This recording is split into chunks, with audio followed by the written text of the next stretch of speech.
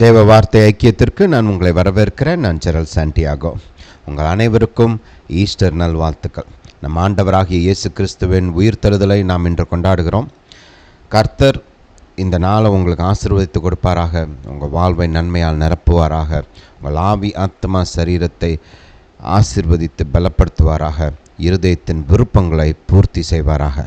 Hallelujah, hallelujah to Jesus. Alright, ஜெபிக்கலாம். பிதாவே, இயேசுவின் நாமத்தினால் வருகிறோம். தாப்பனே, உம்முடைய வார்த்தையை தியானிக்க நீர் கொடுத்த இந்த வாய்ப்பிற்காய் ஸ்தோத்திரம். எங்கள் ஆண்டவராகிய இயேசுவை கொண்டாட நீர் கொடுத்த இந்த நல்ல தருணத்திற்காய் ஸ்தோத்திரம். தாப்பனே, நீர் எங்களுக்கு ஆண்டவராகிய இயேசுவை வெளிப்படுத்தி காண்பிக்க வேண்டுமா ஜெபிக்கிறோம். அவர் உயிர்த்தெழுதலை குறித்து நீர் எங்களுக்கு போதிக்க வேண்டுமா ஜெபிக்கிறோம். கற்றுத்தர வேண்டுமா ஜெபிக்கிறோம். தாப்பனே, எங்கள் கண்கள் திறக்கப்படட்டும். கேட்கிற காதுகளையும் பார்க்கிற கண்களையும் நீர் கொடுக்க வேண்டுமா ஜெபிக்கிறோம். புரிந்து கொள்ளக்கூடிய இருதயத்தை கொடுக்க வேண்டுமா ஜெபிக்கிறோம். பிதாவே, நீர் மாபெரும் காரியங்களை எங்களுக்கு வெளிப்படுத்தி உம்முடைய சத்தியத்தை எங்களுடைய வாழ்க்கையில் பயன்படுத்த, உம்முடைய வார்த்தைக்கு நாங்கள் கீழ்ப்படிய நீர் எங்களுக்கு உதவி செய்ய வேண்டுமா ஜெபிக்கிறோம். பிதாவே, நீர் அப்படியே செய்கிறபடியால் ஸ்தோத்திரம். இயேசுவின் நாமத்தினால் பிதாவே, ஆமென். ஹல்லேலூயா, ஹல்லேலூயா டு ஜீசஸ். நம்ம இன்றைக்கி ஆண்டவராக இயேசு கிறிஸ்துவின் உயிர்த்தெழுதலை தியானிக்க போகிறோம். 2 பகுதியாக நான் இதை பிரிக்க விரும்புகிறேன். முதல்ல, ஏன் இந்த உயிர்த்தெழுதல், ஏன் அவர் வரணும், மரிக்கணும், உயிர்த்தெழணும், ரைட்? எப்படி கர்த்தர் இதெல்லாம் செய்தார், ஏன் செய்தார்? அடுத்து, இந்த உயிர்த்தெழுதலினால் நம்முடைய வாழ்க்கையில் இன்று நமக்கு எப்படிப்பட்ட நன்மைகளை கர்த்தர் கொடுக்கிறார். இது 2 நம்ம இன்றைக்கி பார்க்க போகிறோம். Hallelujah, hallelujah to Jesus. சரி, முதலாவது 1 கொரிந்தியர் 15ஆம் அதிகாரம். 1 கொரிந்தியர் 15. ஹல்லேலூயா டு ஜீசஸ். 21ஆம் வசனத்திலிருந்து வாசிப்போம். மனுஷனால் மரணம் உண்டானபடியால் மனுஷனால் மரித்தோரின் உயிர்த்தெழுதலும் உண்டாயிற்று. ஆதாமுக்குள் எல்லாரும் மரிக்கிறது போல கிறிஸ்துவுக்குள் எல்லாரும் உயிர்ப்பிக்கப்படுவார்கள். அவனவன் தன் தன் வரிசையிலே உயிர்ப்பிக்கப்படுவான். முதற் பலனானவர் கிறிஸ்து. பின்பு அவர் வருகையில் அவருடையவர்கள் உயிர்ப்பிக்கப்படுவார்கள். அதன் பின்பு முடிவு உண்டாகும். அப்பொழுது அவர் சகல துரைத்தனத்தையும் சகல அதிகாரத்தையும் வல்லமையும் பரிகரித்து தேவனும் பிதாவுமாயிருக்கிறவருக்கு ராஜ்யத்தை ஒப்பு கொடுப்பார். எல்லா சத்துருக்களையும் தமது பாதத்திற்கு கீழே போடும் வரைக்கும் அவர் ஆளுகை செய்ய வேண்டியது பகிரங்க கடைசி சத்ரு மரணம். ஹல்லேலூயா, பரிகரிக்கப்படும் கடைசி சத்ரு மரணம். ஹல்லேலூயா டு ஜீசஸ். அப்போ கவனிங்க, இங்கே மாபெரும் சத்தியங்கள் நமக்கு போதிக்கப்படுகிறது. மரணம் என்பது கர்த்தருடைய திட்டம் கிடையாது. ஹல்லேலூயா. மரணம் மனிதன் மரிக்க வேண்டும் என்பது கர்த்தருடைய திட்டமே கிடையாது. மரணம் ஏன் இந்த பூமிக்கு வந்துச்சு அப்படின்னா, மனிதனுடைய பாவத்தின் மூலமாக மரணம் இந்த பூமிக்குள் நுழைந்தது. இதை நம்ம எப்பொழுதுமே ஞாபகம் வச்சுக்கணும். நம்ம பிறந்ததுலேருந்து நம்மளை சுற்றி அநேக ஜனங்கள் மரிக்கிறத பார்க்குறோம். குடும்பத்தார் மரிக்கிறத பார்க்குறோம். சொந்தக்காரவங்க மரிக்கிறத பார்க்குறோம். உற்றார் உறவினர்கள் நண்பர்கள் அவங்க குடும்பங்களில் ஆட்கள் மரிக்கிறத பார்க்குறோம். உலகம் முழுசாக இன்றைக்கி பார்த்திங்கன்னா இந்த டிவி வந்துருச்சு, சேட்டலைட் சேனல்ஸ் வந்துருச்சு, மீடியா, சோஷியல் மீடியா வந்துருச்சு. அதனால் மரணத்தை நம்ம கண்ணு முன்னாடி நிப்பாட்டுறாங்க இல்லையா? எவனோ எங்கேயோ எதுக்கோ சாகிறத நம்ம கண்ணு முன்னாடி காமிச்சிக்கிட்டே இருக்கிறாங்க இல்லையா? ஹல்லேலூயா. அப்போ மரணன்றதை நம்ம we have accepted as something normal. அதாவது வாழ்க்கையின் ஒரு பகுதியை நம்ம அதை எம்ப்ரேஸ் பண்ணிட்டோம். மனுஷன்னா மரிப்பான், மரணன்றது எல்லாருக்கும் நடக்கிறது, அது ஒரு இயற்கையான காரியம் அப்படின்ற மாதிரி நம்ம மரணத்தை பார்க்குறோம். ஆனால் பைபிள் மரணத்தை குறித்து என்ன போதிக்கிறது பாருங்கள். மரணம் என்பது பாவத்தின் சம்பளம். ஆதாமுடைய பாவத்தின் நிமித்தம் மரணம் இந்த பூமிக்குள் நுழைந்தது என்று வேதம் நமக்கு போதிக்கிறது. ஹல்லேலூயா. இதை நம்ம நல்லா ஞாபகம் வச்சுக்கணும். மரணம் என்பது தேவனுடைய திட்டம் கிடையாது. மரணம் ஒரு சத்ரு. சொல்லுங்கள், மரணம் ஒரு சத்ரு. ஹல்லேலூயா. அப்போ இந்த மரணம் ஒரு சத்ரு அப்படின்னா அதை ஜெயிக்கணுன்றது அவசியமாக இருக்குது இல்லையா? நம்ம சத்ருக்களை நம்ம ஜெயிச்சா தானே நமக்கு ஒரு ஜெயமுள்ள வாழ்க்கை உண்டாகும். அப்போ மரணத்தை மனிதன் ஜெயிக்க வேண்டிய அவசியம் இருந்தது, ரைட்? ஆனால் ஆதாம்னாலேயோ அவன் மூலமாக பிறந்த மற்ற மனிதர்களாலேயோ மரணத்தை ஜெயிக்க முடியவில்லை, மரணத்தை ஜெயிக்க முடியாது. ஏன் அப்படின்னா, மரணம் வந்து தானாக வர்றது கிடையாது, அது பாவத்தின் மூலமாக வருகிற காரியம். ஹல்லேலூயா. கர்த்தர் அதனால தான் ஆதாமை படைத்த உடனே சொல்கிறாரு, நீ இந்த கனியை புசித்தால் சாகவே சாவாய். ஹல்லேலூயா. அப்போ மறிக்காமல் இருந்திருக்கணும் அப்படின்னா ஆதாம் என்ன செஞ்சுருக்கணும்? கர்த்தருடைய கட்டளையை மீறாமல் இருந்திருக்கணும். கர்த்தருக்கு கீழ்ப்படிந்து ஒரு ஒப்பு கொடுத்த ஒரு வாழ்க்கையை ஆதாம் வாழ்ந்திருந்தா ஆதாமுக்கு வந்து மரணமே நிகழ்ந்திருக்காது. மனுஷனுடைய வாழ்க்கையில் மரணம்ன்ற ஒரு காரியம் இருந்திருக்காது. மனிதன் மரணத்துக்கென்று படைக்கப்பட்டவன் அல்ல. மனிதன் நித்தியமாக கர்த்தரோடு கூட வாழ வேண்டும் என்று படைக்கப்பட்டவன். அதனால தான் பாருங்கள், ரட்சிப்பின் மூலமாக நமக்கு கொடுக்கப்படுகிற ஒரு மாபெரும் ஈவி என்ன? நித்திய ஜீவன். ஹல்லேலூயா. Hallelujah to Jesus. அப்போ கர்த்தருடைய விருப்பம் என்ன? ஆதி முதல் கொண்டு அவருடைய விருப்பம் என்ன? மனிதன் என்றென்றைக்கும் வாழ வேண்டும். அதுதான் கர்த்தருடைய ஆசை. அதற்கென்றே கர்த்தர் அவனை படைத்தார். அப்படிப்பட்டவனாகத்தான் படைத்தார். ஆனால் மனிதன் கர்த்தருக்கு விரோதமாக கலகம் பண்ணி பாவம் செய்தபோது மரணம் இந்த பூமிக்குள் நுழைந்தது. இதை பாருங்கள், நம்ம வந்து ஆதாமை ஏதோ ஒரு தோட்டத்தில் சும்மா சுற்றிக்கிட்டு இருந்த ஒரு ஆள் மாதிரி பார்க்குறோம். ஆனால் ஆதாம் வந்து இந்த பூமியின் ராஜாவாக படைக்கப்பட்டான். கர்த்தர் ஆதி ஆகமத்தில் இப்படி சொல்லுகிறார் இல்லையா? நம்ம எல்லாருக்கும் தெரிந்த வசனம் தான், இருந்தாலும் அதை போய் பார்ப்போம். ஆதி ஆகமம் 1 அதிகாரம் 26 வசனம் பாருங்கள். ஆதாமை நம்ம சரியாக பார்க்கணும், ரைட்? ஏன்னா ஆதாம் மூலமாக நம்ம இந்த பூமிக்கு வந்திருக்கிறோம். அப்போ ஆதாம்னு யாருன்னு தெரிஞ்சால் தான் நம்ம எப்படிப்பட்டவர்கள்னு தெரியும் நம்மளுக்கு. ஹல்லேலூயா. அப்போ பாருங்கள், பின்பு தேவன் நமது சாயலாகவும் ஆதியாகமம் 1:26, பின்பு தேவன் நமது சாயலாகவும் நமது ரூபத்தின்படியையும் மனுஷனை உண்டாக்குவோமாக, அவர்கள் சமுத்திரத்தின் மச்சங்களையும் ஆகாயத்து பறவைகளையும் மிருக ஜீவன்களையும் பூமி அனைத்தையும் பூமியின் மேல் ஊறும் சகல பிராணிகளையும் ஆளக்கடவர்கள். பாருங்கள், மனிதன் வந்து இந்த பூமியை ஆளுகிறவனாக உருவாக்கப்பட்டான். இந்த பூமியின் ராஜாவாக உருவாக்கப்பட்டான். இன்றைக்கி வந்து பிசாசை ஏன் உலகத்தின் அதிபதின்னு சொல்கிறாங்க? பைபிளில் சொல்லுது இல்லையா? பிசாசு வந்து இந்த உலகத்தின் அதிபதி அப்படின்னு. ஆனால் ஒரிஜினலாக இந்த உலகத்தின் அதிபதி பிசாசு கிடையாது. ஒரிஜினலாக உலகத்தின் அதிபதி ஆதாம். கர்த்தர் இந்த பூமியை படைத்து ஆதாம் கையில் கொடுத்தார். ஆதாம் தான் ஒரிஜினல் ராஜா. ஆதாம் வந்து பாவம் செய்து பிசாசுக்கு கீழ்ப்படிந்ததினால தன்னுடைய ஆளுகையை பிசாசு கையில் கொடுத்துட்டான். ஹல்லேலூயா. புரியுதா? இதனால தான் பாருங்கள், பிசாசு ஆண்டவராக இயேசுவை சோதிக்கும்போது என்ன சொல்கிறான்? நீர் வந்து என்ன வணங்கும், ரைட்? நீர் என்னை வணங்கினா இந்த பூமி, இதில் இருக்கிற மகிமை, இதெல்லாம் இந்த தேசங்களின் மகிமை, இது எல்லாத்தையும் உமக்கு கொடுக்குறேன் அப்படின்னு சொல்கிறான் இல்லையா? ஹல்லேலூயா. எங்கேருந்து வந்துச்சு கொடுக்கக்கூடிய அந்த அதிகாரம்? ஆதாம்கிட்ட இருந்தால் பிசாசுக்கு போச்சு. இப்போ பிசாசு அந்த உலகத்தின் அதிபதியாக இருக்கிறதுனால ஆக்சுவலாக அவனால் கொடுக்க முடியும், ரைட்? பிசாசுக்கு என்ன ஒரு விருப்பம்னா, கர்த்தர் தன்னுடைய குடும்பமாக தன்னுடைய பிள்ளையாகிய உண்டாக்கின மனிதன் கர்த்தருக்கு கீழ்ப்படிந்து இல்லாமல் அவனை வணங்குகிறவர்களாக இருக்க வேண்டும், அவனுடைய ஆளுகைக்கு உட்பட்டவர்களாக இருக்கணும்னு அவன் விரும்புகிறான், ரைட்? அதனால தான் ஏசப்பாட்ட என்னை வணங்கும், நான் உமக்கு இதெல்லாம் கொடுக்குறேன் அப்படின்றான். ஒரு சொன்ன எனக்கு சும்மா சொல்கிறேன், சும்மாலாம் கிடையாது. பிசாசு அது சும்மா சொல்லியிருந்தா அது வந்து ஒரு சோதனையே கிடையாது இல்லையா?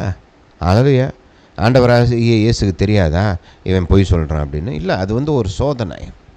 அந்த சோதனை உண்மையாக இருக்கணும்னா அவன் ஆளுகை உண்மையாக இருக்கணும், கொடுக்கக்கூடிய அதிகாரம் உள்ளவனாக இருக்கணும். நீங்கள் பிற்காலத்தில் நீங்கள் வந்து வெளிப்படுத்தின சுவிசேஷத்தில் பார்த்தீங்கன்னா, வெளிப்படுத்தின சுவிசேஷம் 13 அதிகாரத்தில் பிசாசு தன்னுடைய சிங்காசனத்தையும் ஆளுகையும் அதிகாரத்தையும் அந்த கிறிஸ்துக்கு கொடுத்தான் என்று நம்ம வாசிக்கிறோம் இல்லையா? ஹல்லேலூயா. அப்போ கொடுக்கக்கூடிய அதிகாரம் பிசாசுக்கு இருந்தது. எங்கேருந்து வந்துச்சு? ஆதாம் கிட்ட இருந்து வந்தது. புரியுதா? ஹல்லேலூயா. அப்போ பாருங்கள், இந்த மனுஷனுடைய வீழ்ச்சி என்பது பாவம் செய்தான், அவனுக்கு பாவ நிவாரணம் வேண்டும்ன்றது மட்டுமல்ல, பாவம் செய்ததினால இப்போ பிசாசுடைய ஆளுகைக்கு உட்பட்டவன் ஆகிட்டான். அப்போ மனிதன் வந்து பாவ மன்னிப்பை பெற்றுக்கொள்வது மட்டும் பத்தாது, பிசாசுடைய ஆளுகையிலிருந்து மீட்கப்பட வேண்டும். அது மட்டுமல்ல, பாவத்தினால இப்போ மரணம் உண்டாயிருச்சு, அந்த மரணத்தை ஜெயிக்க வேண்டும். இந்த 2 காரியத்தையும் எந்த மனுஷனாலையும் செய்ய முடியாது. ஏன்னா எல்லாருமே ஆதாமுடைய வித்தின் மூலமாக பிறந்தவர்கள். ரைட். அப்போ ஆதாமுடைய அந்த பாவ சுபாவம் ஆதாமுடைய வித்தின் மூலமாக மனிதர்களுக்குள் கடத்தப்படுகிறது. அதனால தான் தாவீது ராஜா தன்னை குறித்து சொல்லும்போது சங்கீதம் 51 எப்படி சொல்கிறார், நான் பாவத்தில் கர்ப்பம் தரித்தேன் அப்படின்னு சொல்கிறாரு. அவருக்குள்ளே பிறக்கும்போதே அந்த பாவ சுபாவம் உள்ள வருது. அதனால தான் இப்போ பச்சை குழந்தைகள்கிட்ட நீங்கள் இதை செய்யாதரா அப்படின்னு சொன்னால் நான் செய்வேன் அப்படின்னு அப்படி ஒரு மொரட்டாட்டம் பிடிச்சிட்டு போகுது. பார்த்தீங்களா, எங்கே இருந்து வருது? நம்ம பார்த்து சிரிக்கிறோம், நல்லா ஜோக்காக இருக்குது. சின்ன பிள்ளைய அப்படி செஞ்சால் நம்மளுக்கு பார்த்து சிரிக்கிறோம். ரைட், பிள்ளை எப்படி பேசுது பாரு அப்படின்னு சொல்லி நம்மளாம் ரசிக்கிறோம் இல்லையா?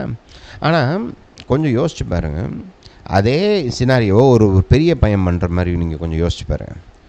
ஒரு ஆசீர்வாதமான காரியத்தை, அவன் வாழ்க்கையை கட்டக்கூடிய காரியத்தை, ஒரு நன்மையான காரியத்தை செய்ப்பான் அப்படின்னு சொல்கிறீங்க. அவன் முடியாது அப்படின்ட்டு அப்படி போகிறான் அப்படின்னா அது என்னது? அது ஒரு முரட்டாட்டம் இல்லையா? ஹல்லேலூயா.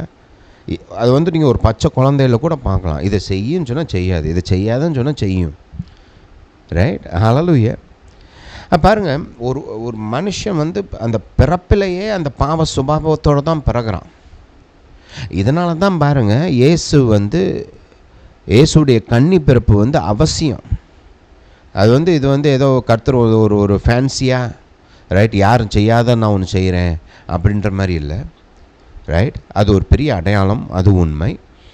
ஆனால் அது அத்தியாவசியமாக இருந்தது. ஏன்னா இயேசு மற்ற மனிதர்களைப் போல பாவக்கரை படிந்தவராக, பாவம் சுபாவம் உள்ளவராக பிறக்கக்கூடாது. அவர் ஆதாமை போல், ஒரிஜினலாக ஆதாம் எப்படி ஆதாமை கர்த்தர் உருவாக்கும்போது அவனுக்குள்ள பாவ சுபாவமே கிடையாது, மாம்ச பலவீனங்கள் கிடையாது. கர்த்தருடைய சாயலில், கர்த்தருடைய ரூபத்தில் மகிமையான ஒரு சிருஷ்டிப்பாய் உருவாக்கப்பட்டான்.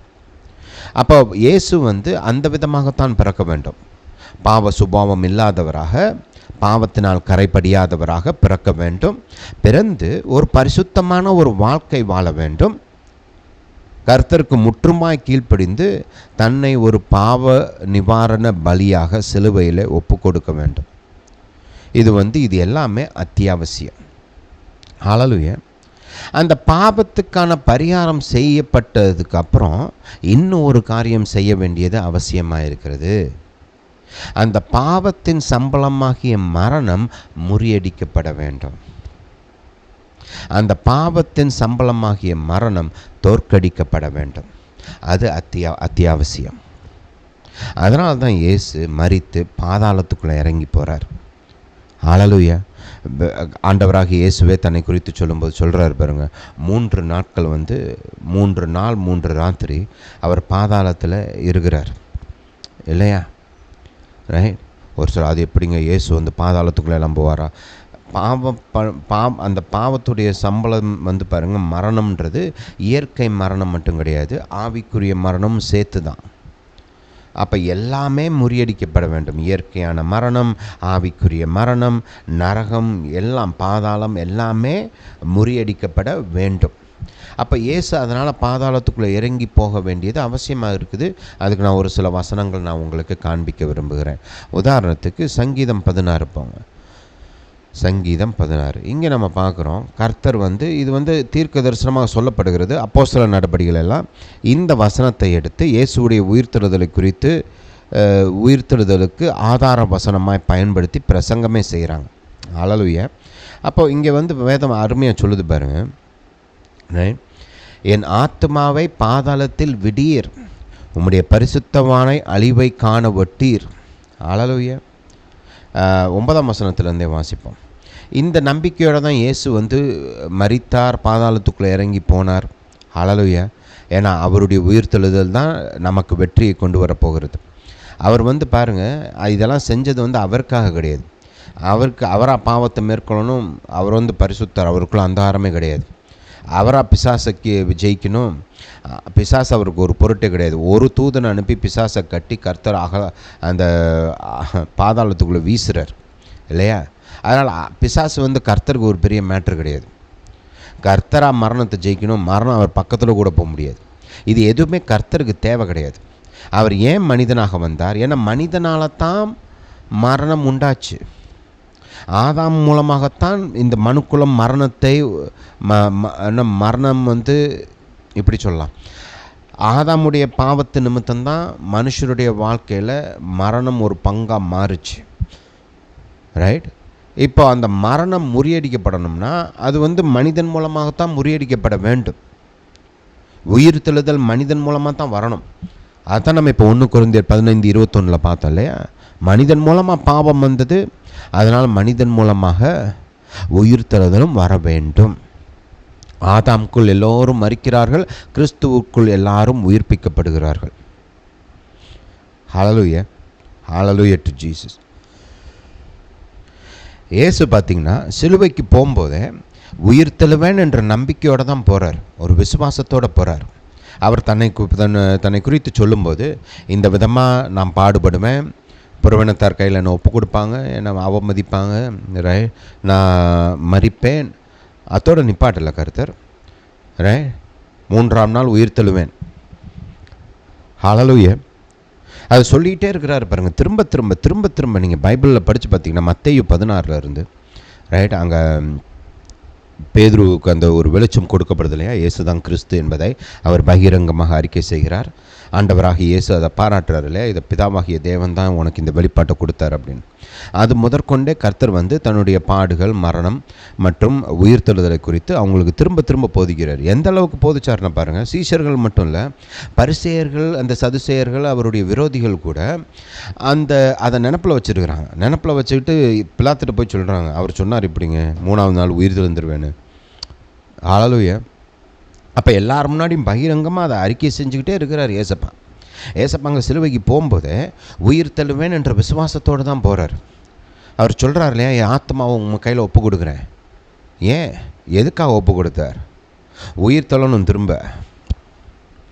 ஹல்லேலூயா. இது ஏதோ நான் பட்டேன், என்னை மேற்கொண்டுட்டாங்க, நல்லா தாங்க செஞ்சேன், நல்லது தான் செஞ்சேன், நன்மை தான் செஞ்சேன், இப்போ படுபாவி என்னை கொண்டு போட்டாங்க, அப்படி போல் ஏசப்பா சிலுவைக்கு மனுக்குலத்தின் மீட்பிற்காக போனார். தன்னையே அவர் விரும்பி ஜீவ பலியாக ஒப்பு கொடுத்தார். தேவ ஆட்டுக்குட்டியாக இருக்கும்படி தன்னையே ஒப்பு கொடுத்தார்.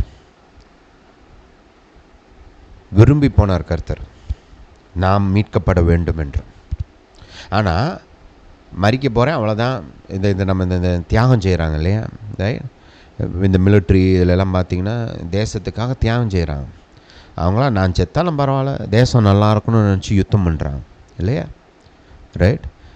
நம்மலாம் ஏதோ குண்டு போட்டால், குண்டு எங்கே போடுறாங்களோ அந்த இடத்த விட்டு எவ்வளோ தூரமாக போக முடியுமோ ஓடுறோம். ஆனால் அவங்க பாருங்கள், எங்கே குண்டு போடுறாங்களோ, எங்கே துப்பாக்கி சூடு நடக்குதோ அதை நோக்கி போகிறாங்க. ஏன்னா அவங்களுக்கு தெரியுது, நான் பாதுகாக்கணும், என் தேசத்தை பாதுகாக்கணும், என் மக்களை பாதுகாக்கணும்னு நினச்சி அவங்க அதை நோக்கி ஓடுறாங்க இல்லையா? நான் மறித்தாலும் பரவாயில்ல, என் தேசம் நல்லா இருக்கணும் அப்படின்னு நினைக்கிறாங்க. ரைட். ஆனால் ரொம்ப ஒரு போற்றப்பட வேண்டிய ஒரு காரியம் இல்லையா? மற்றவங்களுக்காக தியாகம் செய்கிற ஒரு குணாதிசயம். ஆனால் இயேசு அப்படி மட்டும் போகலை. நான் மக்களுக்காக மரிக்கிறேன் என்ற நோக்கத்தோடு தான் போகிறாரு. ஆனால் நான் மரிக்க போகிறேன் அவ்வளோதான் முடிஞ்சு அப்படி போல அவர். நான் உயிர் தெழுவேன், அளவே நான் உயிர் தெழுவேன் அப்படின்ற விசுவாசத்தோடு நம்பிக்கையோடு தான் இயேசு சிலுவைக்கு போகிறாரு. தன்னுடைய ஆவியை பிதாவிடத்தில் ஒப்பு கொடுக்கிறார். ஏன், 3ஆவது நாள் பிதா அவரை உயிரோடு கூட எழுப்ப போகிறார். புரியுதா? Hallelujah, hallelujah to Jesus. அப்போ இந்த பாயிண்ட்லாம் ஞாபகம் வச்சுக்கணும். இயேசு உயிர் தள்ள வேண்டியது அவசியமாக இருந்தது. ரைட். அவர் ஒரு திட்டத்தோடு, நோக்கத்தோடு இதெல்லாம் செஞ்சார். நம்மை மீட்கும்படி இதெல்லாம் செஞ்சார். நம்முடைய மீட்பில் இந்த உயிர்த்தெழுதல் மகா முக்கியமான ஒரு காரியம். உயிர்த்தெழுதல் இல்லைன்னா ரட்சிப்பின் அந்த திட்டம் நிறைவேறாமல் பாதியிலே நின்றுக்கும். சிலுவையில் நடந்தது ரொம்ப முக்கியம். ரைட். ஏன்னா அதுதான் விளக்கெரியும். ரைட். ரத்தம் சிந்தப்படணும், நம்முடைய பாவங்களுக்காக இயேசு தண்டிக்கப்படணும். அது நடக்காமல் உயிர்த்தெழுதல் that won't help that much, அந்தளவுக்கு உதவி செய்யாது. ஆனால் அது கொடுத்து முடித்ததுக்கப்புறம், அந்த விளக்கிரியம் செலுத்தப்பட்டதுக்கப்புறம் அவர் உயிர்த்தெழ வேண்டியது அவசியம், மரணத்தை ஜெயிக்க வேண்டியது அவசியம். அப்போ தான் அந்த மீட்பு முழுமையடையும். ஏன்னா வெறும் பாவம் மட்டும் பிரச்சனை இல்லை, பாவத்தினால் உண்டான மரணம் பிரச்சனை. அநேக நேரத்தில் நம்ம பாவம் பாவம் பாவம் பாவம் மட்டும் யோசிக்கிறோம். அது முக்கியம். அந்த பாவம் அதுக்கு இயேசு இரத்தத்தை சிந்தணும், அவர் அடிக்கப்படணும், பரிகாரம் செய்யணும், அப்போ தான் நம்ம மன்னிக்கப்பட முடியும். ரைட். அது இம்பார்ட்டண்ட். ஆனால் அது மட்டும் கிடையாது பாருங்கள். அந்த பாவத்தின் விளைவு தான் மரணம், வியாதி, சாபம், இல்லாமை, பசி, பட்டினி, கொடுமை. நம்ம இன்றைக்கி பார்க்குற இந்த உலகத்தில் இருக்கிற தீமைகள் எல்லாமே பாவத்தின் விளைவுகள், ரைட்? அந்த எல்லாமே பார்த்திங்கன்னா மரணத்தின் பல்வேறு வெளிப்பாடுகள், different facets and manifestations of death. பல மரணம் பல விதமாக வெளிப்படுது. மரணம் வியாதியாக வெளிப்படுது, மரணம் சாபமாக வெளிப்படுது, மரணம் இல்லாமையாக வெளிப்படுது, மரணம் பட்டினியாக வெளிப்படுது, மரணம் அழிவாக வெளிப்படுது. பல விதங்களில் மரணம் வெளிப்படுகிறது. அப்போ இயேசு மரணத்தை ஜெயிப்பது முக்கியமாக இருந்தது. அப்போ அவர் அதுக்கு பாதாளத்துக்குள்ளே இறங்கி போக வேண்டியது அவசியமாக இருந்தது. புரியுதா? இந்த வசனத்தை நம்ம வாசிப்போம். இயேசு எப்படி போனார் சிலுவைக்கு, பாதாளத்துக்கு எப்படி இறங்கி போனார்ன்றதை கொஞ்சம் கவனிங்க. கர்த்தரை எப்போதும் எனக்கு முன்பாக வைத்திருக்கிறேன், அவர் என் வலது பார்சத்தில் இருக்கிறபடியால் நான் அசைக்கப்படுவதில்லை.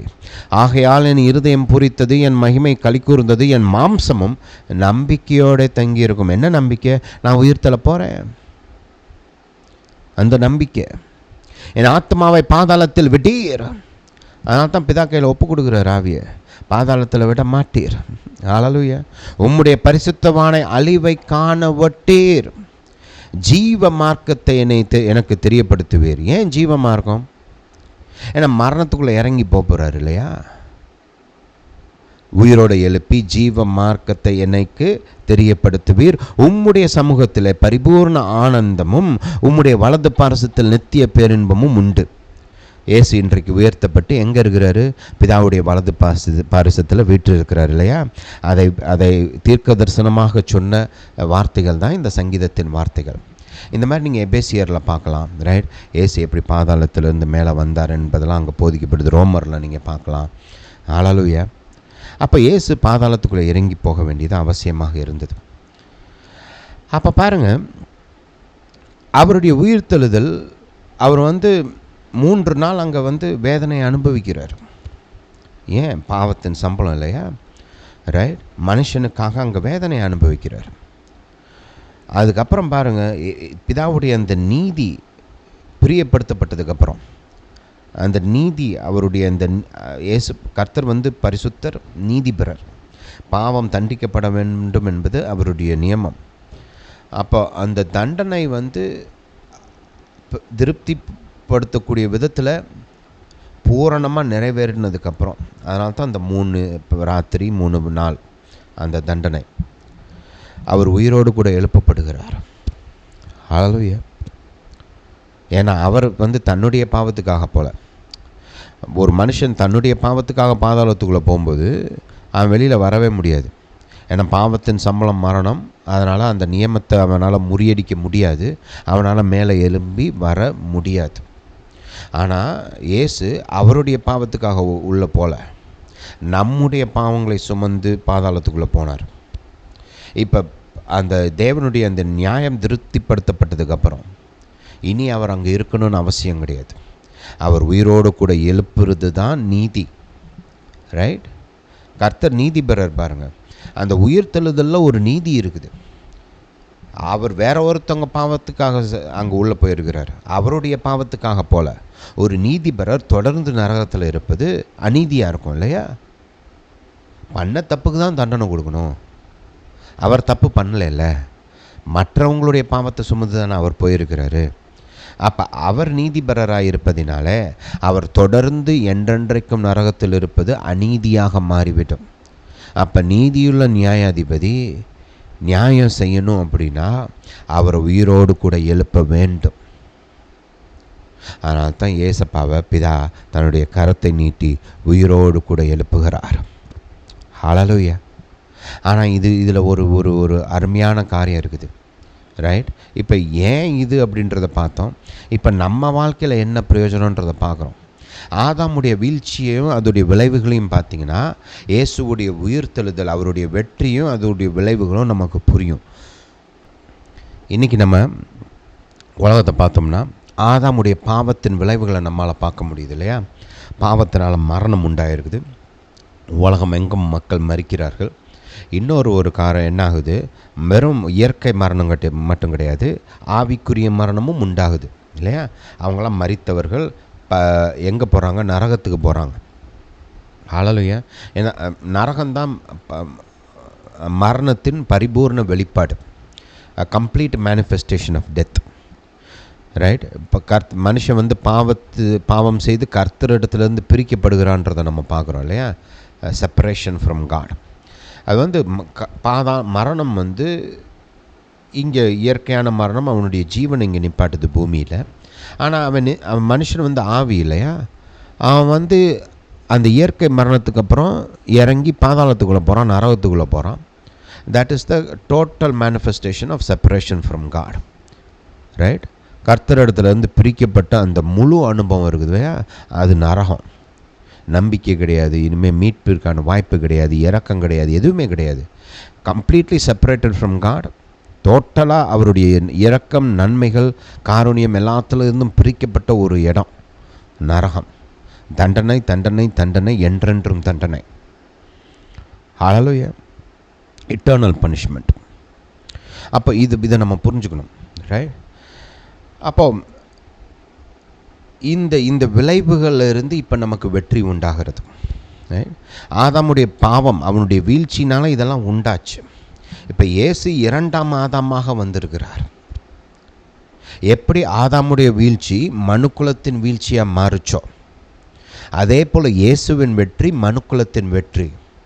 இயேசு இதை தனக்காக செய்யவில்லை. அதைத்தான் இங்கே வசனம் அருமையாக போதிக்குது. ஆதாமுக்குள் எல்லோரும் மரித்தார்கள். எவ்ரிபடி டைட் இல்லையா? அதனால் இப்போது இயேசுவுக்குள் எல்லாரும் உயிர்த்தெழுகிறார்கள், உயிர்ப்பிக்கப்படுகிறார்கள். இப்போது நீங்கள் இயேசுவை ஏற்றுக்கொள்ளும்போது அவருடைய வெற்றி உங்களுடைய வெற்றியாக மாறுகிறது. புரியுதா? அதான் பாருங்கள், பூமியில் இருக்கிறவங்கெல்லாம் ஏதாவது ஒரு கேம்பில் இருக்கிறாங்க. ஒன்று ஆதாமுக்குள்ளே இருக்கிறாங்க, இல்லை கிறிஸ்துவுக்குள்ளே இருக்கிறாங்க. நம்ம எல்லாருமே ஒரு காலத்தில் ஆதாமுக்குள்ளே தான் இருந்தோம்.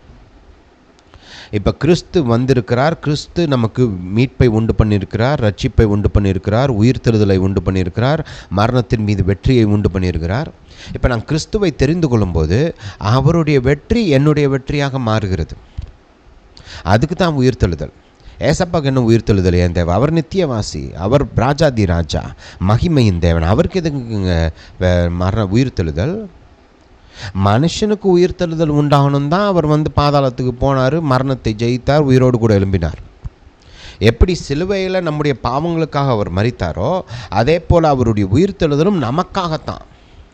நாம் உயிர்த்தெழ வேண்டும், நமக்கு நித்திய ஜீவன் உண்டாக வேண்டும், நாம் மறுபடியும் பிறக்க வேண்டும், நாம் தெய்வ பிள்ளைகளாக மாற வேண்டும் என்பதற்காகத்தான் அவர் வந்து உயிர்த்தெழுகிறார். அவருடைய உயிர்த்தெழுதல் தான் இது எல்லா ஸ்லாக்கிங்கும் நம்ம வாழ்க்கைக்குள்ளே கொண்டு வருது. சிலுவை விலைக்கிரயம். பாவம், அதோடைய சம்பளம் ஆகிய மரணம், அந்த மரணத்தின் பல வெளிப்பாடுகளை மேற்கொள்வதற்கான விலைக்கிரயம். உயிர்த்தெழுதல் அந்த வெற்றியின் பரிபூரணம். புரியுதா? ஹல்லேலூயா. Hallelujah to Jesus. இது ரொம்ப இம்பார்ட்டண்ட். பாருங்கள், ஆதாமுடைய பாவத்தின் மூலமாக ஒரு பக்கம் வந்து மரணம், ஆவிக்குரிய மரணம், இயற்கை மரணம் உண்டாச்சு. அப்போ அதன் மீது நமக்கு வெற்றி கொடுக்கப்படுகிறது. ரைட்? நம்ம வந்து இயற்கையாக மரித்தாலும் நம்ம என்றென்றைக்கும் நித்திய ஜீவனோடு வாழப்போகிறோம். இயேசுடைய வருகையில் நம்ம உயிரோடு கூட எழும்ப போகிறோம். ரைட்? ஹல்லேலூயா. அது மட்டுமல்ல பாருங்கள், கர்த்தரோடு கூட என்றென்றைக்கும் வாழப்போகிறோம். நமக்கு ஒரு புதிய ஆவிக்குரிய சரீரம் கொடுக்கப்பட போகிறது. ரைட்? இம்மார்டல் பாடி. இப்போ வந்து மரிக்கக்கூடிய சரீரம் நமக்கு இருக்குது. ஆனால் இயேசுடைய வருகையில் நமக்கு வந்து மரிக்காத ஒரு சரீரத்தை கர்த்தர் கொடுக்க போகிறார். மரணம் நம்மை ஆளுகை செய்ய முடியாது. மரணத்தை ஜெயிக்க போகிறோம். ஹல்லேலூயா. Hallelujah to Jesus. இப்போ நீங்கள் 1 கொரிந்தியர் 15:52 வசனத்திலேருந்து வாசிப்போம். 1 கொரிந்தியர் 15:52 வாசிப்போம். ஹல்லேலூயா டு ஜீசஸ். 1 கொரிந்தியர் 15:52. எக்காலம் தொனிக்கும், அப்பொழுது மரித்தோர் அழிவில்லாதவர்களாய் எழுந்திருப்பார்கள், நாமும் மறுரூபமாக்கப்படுவோம். அழிவுள்ளதாகிய இது அழியாமையும், சாவுக்கு ஏதுவாகிய இது சாவாமையும் தரித்து கொள்ள வேண்டும். அழிவுள்ளதாகிய இது அழியாமையும், சாவுக்கு ஏதுவாகிய இது சாவாமையும் தரித்து கொள்ளும்போது மரணம் ஜெயமாக விழுங்கப்பட்டது என்று எழுதியிருக்கிற வார்த்தை நிறைவேறும். மரணமே உன் கூரெங்கே? பாதாளமே உன் ஜெயம் எங்கே? இந்த மரணத்தின் மீதும் பாதாளத்தின் மீதும் ஜெயம். பாருங்கள், அதனால தான் இயேசு பாதாளத்துக்குள்ளே போக வேண்டியது அவசியம். இயற்கை மரணம் மட்டும் இல்லை, பாதாளத்தையும் அவர் ஜெயிக்க வேண்டும். ஹல்லேலூயா. ரெண்டாவது ஒன்று கவனிக்கணும், இன்னொரு முக்கியமான பாயிண்ட் பாருங்கள். இயேசுடைய உயிர்த்தெழுதலை பிசாசும் அவனுடைய சேனையும் முற்றுமை அதை எதிர்த்து நிற்கிறாங்க. ஏன்னா பிசாசுக்கு தெரியுது, மாட்டிக்கிட்டோம், இவர் உயிரோடு எழுந்திருச்சார்னா இது நம்ம ராஜ்யத்தை அழிச்சிருன்றது பிசாசுக்கு தெரியுது.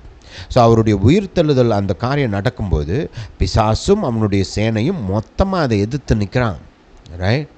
நம்ம சில சமயம் சொல்கிறோம்ல, பிசாசு தடுக்கிறான் பிரதர், முயற்சி பண்ணுறேன், இந்த காரியத்தை செய்ய விடாமல் பிசாசு தொந்தரவு பண்ணுறான், இந்த இடைஞ்சல் உண்டாகுது, இந்த காரியத்தை செய்ய முடியல, இதன் மீது என்னால் வெற்றி எடுக்க முடியல அப்படின்லாம் சொல்கிறோம் இல்லையா? ரைட்? இயேசுடைய உயிர்த்தெழுதலில் பிசாசும் அவனுடைய மொத்த ராஜ்யமும் எதிர்த்து நிற்கிது. ரைட்? அப்போ தான் அங்கே ஒரு யுத்தம் நடக்குது. அப்போ தான் இயேசு அவங்களெல்லாம் தோற்கடித்து துரைத்தனங்களையும் அதிகாரங்களையும் முறிந்து கொண்டு, ரைட், அப்படி நம்ம வாசிக்கிறோம் இல்லையா? அது அப்போ தான் நடக்குது. கர்த்தருடைய வழக்கரம் அங்கே வெளிப்படுது. அவருடைய உயிர்த்தெழுதலின் வல்லமை இயேசுக்குள்ளே பாயுது. இயேசு உயிரோடு கூட எழும்புகிறார். அப்போ எழும்பும்போது பிசாசையும் அவனுடைய சேனைகளையும் அவர் முறியடிக்கிறார், தோற்கடிக்கிறார். ரைட்? ஹல்லேலூயா. மொத்தமாக எல்லாத்தையும் காலி பண்ணுறார். அதனால தான் துரைத்தனங்கள் மீதும் அதிகாரங்கள் மீதும் இன்றைக்கி நமக்கு வெற்றி உண்டாகியிருக்கு. பாவத்தின் மூலமாக தான் பிசாசும் அவன் சேனையும் இந்த பூமிக்குள்ளே வந்தாங்க. பாவத்தினுடைய ஒரு பெரிய விளைவு என்ன? பிசாசுக்கு வாசலை திறந்து விட்டான், அதான் இல்லையா? இப்போது இயேசு அந்த விளைவையும் சரி பண்ணுறார். ரைட்? அந்த பிசாசின் மீதும் அவனுடைய சேனையின் மீதும் அவர் ஜெயம் எடுத்தார். ஏன் ஜெயம் எடுத்தார்? உங்களுக்கும் எனக்கும் வெற்றி உண்டாக வேண்டும் என்று அவர் ஜெயம் எடுத்தார். பிசாசை அவர் தோற்கடிக்கிறதுன்றது பெரிய மேட்ரு கிடையாது அவருக்கு பர்சனலாக, இல்லையா? நான் ஏற்கனவே சொன்ன மாதிரி கர்த்தர் நேராக பிசாசு கூட யுத்தம் பண்ணணும்லாம் அவசியம் கிடையாது. ஒரு தூதனை அனுப்புகிறார், அந்த தூதன் அவனை கட்டி பிசாசை கட்டி பாதாளத்துக்குள்ளே வீசுகிறான். ரைட்? அப்போ அவர் பர்சனலாக பிசாசை தோற்கடிக்கிறது அவர் பெரிய மேட்ரே கிடையாது கர்த்தருக்கு. ஆனால் அவர் ஒரு மனிதனாக இந்த பூமிக்கு மனுக்குலத்தின் ரெப்ரசன்டேட்டிவாக பிசாசை முறியடிப்பது நமக்கு பெரிய காரியம். ஏன்னா அவருடைய ஜெயம் நம்முடைய ஜெயம். எப்படி ஆதாமுடைய தோல்வி நம்முடைய தோல்வியாக மாறிச்சோ, அதே போல் இயேசுவுடைய வெற்றி நம்முடைய வெற்றியாக மாறினது. ஹல்லேலூயா. இன்றைக்கி நீங்கள் பிசாசை பார்த்தோம், அவன் சேனையை பார்த்தும் பயப்படணும்னு அவசியம் கிடையாது. ஏன்னா இயேசு அவர்களை ஜெயித்தார். இயேசுவுடைய வெற்றி உங்களுடைய வெற்றி, இயேசுவுடைய ஜெயம் உங்களுடைய ஜெயம். ஹல்லேலூயா. Hallelujah to Jesus. அப்போ பாருங்கள், இந்த வாழ்க்கையில் பிசாசு உங்களை எதிர்த்து நிற்கும்போது நீங்கள் கர்த்தருக்கு இந்த வார்த்தையை சொல்லி, கர்த்தாவே இயேசு பிசாசையும் அவன் சேனையும் ஜெயித்திருக்கிறார். ரைட்? இயேசுடைய ஜெயம் என்னுடைய ஜெயம் சொல்லுங்கள், வெற்றி உண்டாகும். ரைட்? பிசாசை பார்த்து சொல்லுங்கள், இயேசு உன்னை முறியடித்திருக்கிறார், இயேசு உன்னை தோற்கடிச்சிருக்கிறார். இயேசுடைய ஜெயம் என்னுடைய ஜெயம். இயேசுவின் நாமத்தினால பிசாசை ஓடு. நீங்கள் வரட்டலாம் இப்போ, ஏன்னா ஜெயம் உங்களுடையது, இயேசுடைய நாமம் உங்களுடையது. அந்த நாமத்தை பயன்படுத்தி இயேசுடைய அந்த ஜெயத்தை நீங்கள் உங்கள் வாழ்வில் உறுதி செய்யலாம். ஹல்லேலூயா. Hallelujah to Jesus.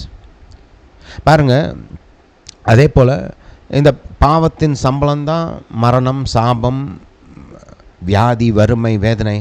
இதெல்லாம் பார்த்திங்கன்னா இயேசு சிலுவையில் எல்லாத்துக்கான பரிகாரத்தையும் செலுத்திட்டார். இயேசு பாவத்தை மட்டும் சுமக்கல, வியாதியை சுமந்தார்.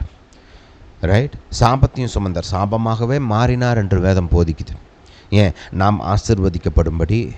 இயேசு சிலுவையில் தரித்திரரானார் என்று போதிக்குது. ஏன்? நாம் ஐஸ்வர்யவானாகும்படி. ரைட்? இது எல்லாமே ஏசப்பா செஞ்சுருக்கிறார். பாருங்கள், நம்ம சில சமயம் அந்த பாவத்தினால் உண்டான மரணம், அப்புறம் நித்திய ஜீவன், இது மட்டும்தான் சிலுவை உயிர்த்தெழுதல்னா இது தான் ஞாபகம் வைக்கிறோம். அது ரொம்ப முக்கியம், அதை நம்ம நினைவு கூற வேண்டும்.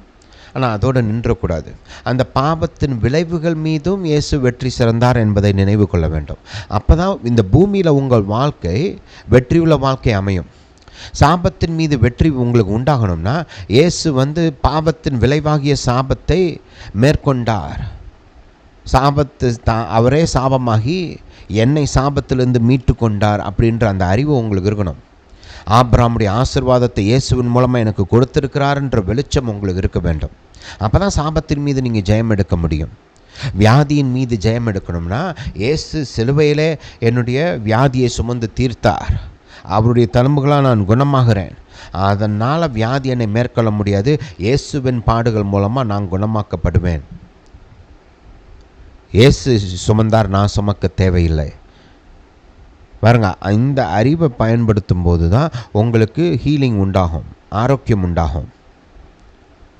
எப்படி இயேசு என்னுடைய பாவத்தை சுமந்தார், அதனால் நான் சுமக்க தேவையில்லை அப்படின்னு நீங்கள் விசுவாசிக்கும் போது உங்களுக்கு பாவ மன்னிப்பு உண்டாகுது, மறுபடியும் பிறக்கிறீங்க, நித்திய ஜீவன் உங்களுக்கு உண்டாகுதோ, அதே போல் நான் இயேசு என்னுடைய வியாதியை சுமந்தார், என் வலி வேதனைகளை சுமந்தார் அப்படின்னு விசுவாசிக்கும் போது உங்களுக்கு ஆரோக்கியமும் தெய்வீக சுகமும் நித்திய நீடித்த ஆயுளும் உண்டாகும்.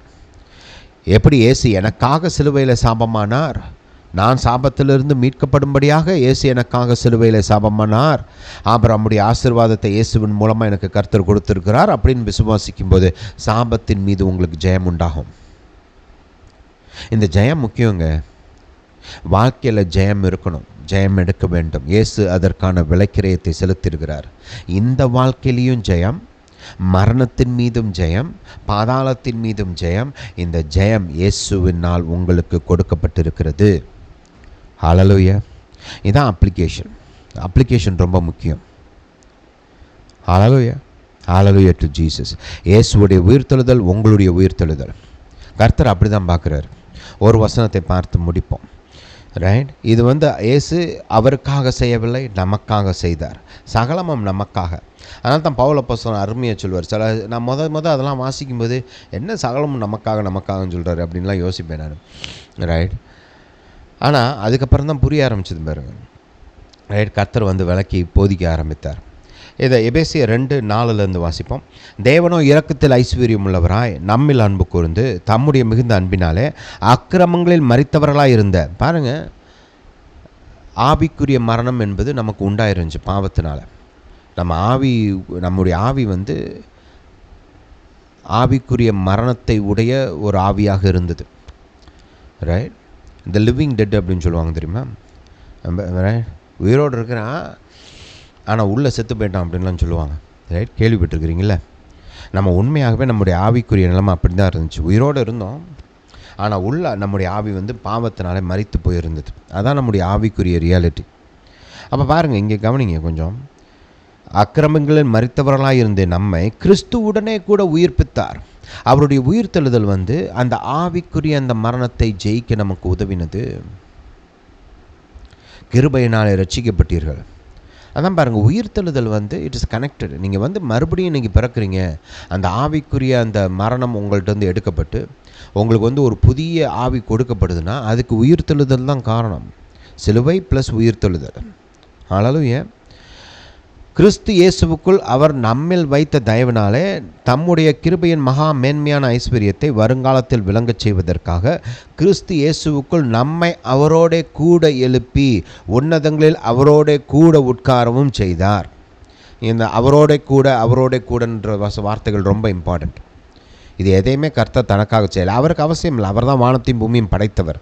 அவருக்கு என்ன அவசியம்? ஆனால் நமக்கு அவசியம் இல்லை. அந்த உயிர்த்தெழுதல் நமக்கு தேவை, அதிகாரம் நமக்கு தேவை. பிதாவுடைய பிரசன்னம், அவருடைய வலது பார்சத்தில் உட்காரக்கூடிய ஸ்லாக்கியம் நமக்கு தேவை. அதை இயேசு நமக்கு பெற்றுக்கொண்டார்.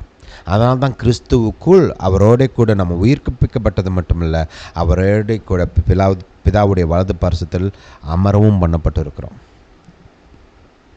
ஹல்லேலூயா. ஒரு அதிகாரத்தின் இடத்தையும் ஆளுகையின் இடத்தையும் இயேசு அவருடைய உயிர்த்தெழுதல் மூலமாக நமக்கு பெற்றுக் கொடுத்திருக்கிறார். இங்கே பிதா இயேசுடைய உயிர்த்தெழுதலை எப்படி பார்க்குறாருன்றதை கவனிங்க. இயேசுடைய உயிர்த்தெழுதல் வெறும் அவருடைய உயிர்த்தெழுதலை மட்டும் பிதா பார்க்கல. ரைட். மனுக்குலத்தின் உயிர்த்தெழுதலாக பார்க்குறாரு. இயேசுடைய வெற்றி மனுக்குலத்தின் வெற்றி. இயேசுடைய உயிர்த்தெழுதல் மனுக்குலத்தின் உயிர்த்தெழுதல். பிதாவுடைய வலது பார்சத்தில் இயேசு உட்காந்துருக்கிறாருன்னா அது மனுக்குலமும் இயேசுவுக்குள் அங்கே உட்காரப்படுது. இப்போ நம்ம மனுக்குலம்னா எல்லாரும் ஆட்டோமேட்டிக்காக அதுக்குள்ளே போயிடுவாங்கன்னு அர்த்தம் கிடையாது. எல்லாரும் போகக்கூடிய பொட்டன்ஷியல் இருக்குது. எல்லாரும் போக முடியும், இயேசுவை அவங்க ஏற்றுக்கொண்டால். இது ஆட்டோமேட்டிக்காக நடக்கிற காரியம் கிடையாது. இயேசுவை ஏற்றுக்கொள்ளும்போது ஒரு மனிதன் இந்த ஸ்லாக்கியங்களை எல்லாம் பெற்றுக்கொள்கிறான். ஹல்லேலூயா. இயேசுவை ஏற்றுக்கொள்ளன்னா அவன் ஆதாமுக்குள்ளே தான் இருக்கிறான். ஆதாமுக்கு என்ன தண்டனையோ அந்த பாவத்தின் விளைவு அவனுக்கு உண்டாகும். அதனால தான் மக்கள் பாதாளத்துக்குள்ளே போகிறாங்க. அவன் பாதாளத்துக்குள்ளே போகாமல் இருக்கணும்னா அவன் ஆதாமுக்குள்ளே இருந்தால் தப்பிக்க முடியாது. அவன் ஆதாமுக்குள்ளே இருக்கிற ஒரு மனுஷன் எனக்கு இயேசு வேணும்னு சொல்லி இயேசுவை தெரிந்து கொள்ள வேண்டும். அப்போ தான் அவன் ஆதாமுக்குள்ளே அடையாளப்படுத்தப்படாமல் இயேசுவுக்குள் அடையாளப்படுத்தப்படுகிறான். இயேசுவுக்குள் அடையாளப்படுத்தப்படுகிறவர்கள் பரலோகத்தின் குடிமகன்களாக இருக்கிறார்கள். ஹல்லேலூயா, ஹல்லேலூயா டு ஜீசஸ். இந்த காரியங்களெல்லாம் எடுத்து தியானிங்க. ரைட். இப்போ ஒரு தடவை கேட்டதோடு நிப்பாட்டிடாதீங்க. நம்ம பார்த்த வசனங்கள், பேசின காரியங்களெல்லாம் நீங்கள் தியானிங்க. பைபிள் எடுத்து பாருங்கள், இந்த வசனங்கள்லாம் வாசித்து பாருங்கள், தியானிங்க. கர்த்தாவே எனக்கு சொல்லிக் கொடுங்கன்னு கேளுங்க. கர்த்தர் இந்த சத்தியங்கள் மூலமாக உங்கள் வாழ்க்கையில் மகிமையான காரியங்களை செய்வார். ஹல்லேலூயா, ஹல்லேலூயா டு ஜீசஸ். உங்களுக்காக நான் ஜெபிக்க விரும்புகிறேன். பிதாவே, இயேசுவின் நாமத்தினால் வருகிறோம். தாப்பனே, இயேசு எங்களுக்காக சிலுவையில் மரித்தார், எங்களுக்காக இரத்தம் சிந்தினார், எங்களுக்காக நித்திய மீட்பை உண்டு பண்ணியிருக்கிறார். பிதாவே, உம்மை துதிக்கிறோம், உமக்கு நன்றி செலுத்துகிறோம். இயேசுவின் இரத்தம் ஜெயம். பிதாவே, உமக்கு நன்றி. பிதாவே, எங்கள் மீது இவ்வளவா அன்பு கூர்ந்து எங்கள் ஆண்டவராக இயேசுவை நீர் இந்த பூமிக்கு அனுப்பினீரே, உமக்கு ஸ்தோத்திரம். சிலுவையில் தேவ ஆட்டுக்குட்டியாக ஒப்பு கொடுத்தீரே, உமக்கு ஸ்தோத்திரம். அது மட்டுமல்லாமல் இயேசுவை உயிரோடு கூட எழுப்பினீரே. இயேசுவுடைய ஜெயத்தை எங்கள் ஜெயமாக மாற்றினீரே. இயேசுவுடைய உயிர்த்தெழுதல் எங்களுக்கு கொடுத்திருக்கிறீரே. இயேசுவுடைய வெற்றி உயர்வு எங்களுக்கு கொடுத்திருக்கிறீரே. பிதாவே, உமக்கு நன்றி செலுத்துகிறோம், உம்மை துதிக்கிறோம். இப்போதும் தாப்பனே, எங்கள் வாழ்க்கையின் சூழ்நிலைகளில் உம்முடைய உயிர்த்தெழுதலின் வல்லமை வெளிப்படட்டும். பிசாசின் எதிர்ப்புகள் உம்முடைய உயிர்த்தெழுதலின் வல்லமையால் முறியடிக்கப்படட்டும். பிசாசின் கிரியைகள் உம்முடைய உயிர்த்தெழுதலின் வல்லமையினால் அழிக்கப்படட்டும். தாப்பனை, வியாதிகள் உம்முடைய உயிர்த்தெழுதலின் வல்லமையால் அழிக்கப்படட்டும். பிரச்சனைகள், சாபங்கள் உம்முடைய உயிர்த்தெழுதலின் வல்லமையால் அழிக்கப்படட்டும். தாப்பனை, உம்முடைய உயிர்த்தெழுதலின் வல்லமை எங்களுக்காக இயேசுவின் மூலமாக நீர் கொடுத்திருக்கிறீரே. உம்முடைய உயிர்த்தெழுதலின் வல்லமை எங்கள் வாழ்வில் மகிமையாய் வெளிப்படட்டும். உதவிகள் உண்டாகட்டும், அற்புதங்கள் உண்டாகட்டும், விடுதலை உண்டாகட்டும். பிதாவே, நீங்கள் அப்படியே செய்கிறபடியால் ஸ்தோத்திரம். எங்களுக்கு விடுதலை கொடுத்தபடியால் ஸ்தோத்திரம். மக்களை குணமாக்கினபடியால் ஸ்தோத்திரம். தடைகளை உடைத்தெறிந்தபடியால் ஸ்தோத்திரம். பிசாசின் காரியங்களை முறியடித்தபடியால் ஸ்தோத்திரம். பிதாவே, உம்மை துதிக்கிறோம், உமக்கு நன்றி செலுத்துகிறோம். இயேசுவின் நாமத்தினால் பிதாவே, ஆமென். ஹல்லேலூயா, ஹல்லேலூயா டு ஜீசஸ். இந்த போதனை கேட்டபடியால் நன்றி. நம்முடைய யூடியூப் சேனல் சப்ஸ்கிரைப் பண்ணுங்கள், வீடியோ லைக் பண்ணுங்கள், உங்கள் குடும்பத்தார், உற்றார், உறவினர்கள், நண்பர்களுக்கெல்லாம் ஷேர் பண்ணுங்கள். உங்களுக்கு தெரிந்த விசுவாசிகள், ஊழியக்காரங்களுக்கு அனுப்பிச்சு வைங்க. எல்லாரும் கேட்ட